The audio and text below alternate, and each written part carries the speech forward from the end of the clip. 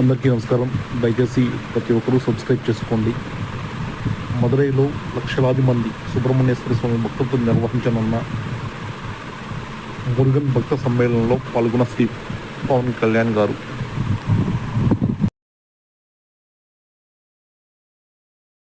నేను అనుకోలేదు. ఏథెన్స్ కంటే పురాతనమైన నగరం అయిన మదురైలో ఇన్ని లక్షల మంది జనం మధ్య తమిళ్లో నేను గౌరవించే నా తమిళనాడులో, నేను పెరిగిన తమిళనాడులో, నేను ఇష్టపడే తమిళ సంస్కృతి, నాకు సంస్కృతి బీజాలు పోసిన Tamil Nadu,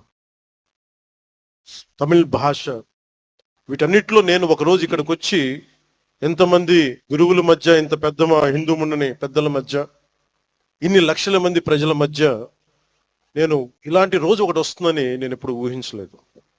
I hope you can translate. நான் 2014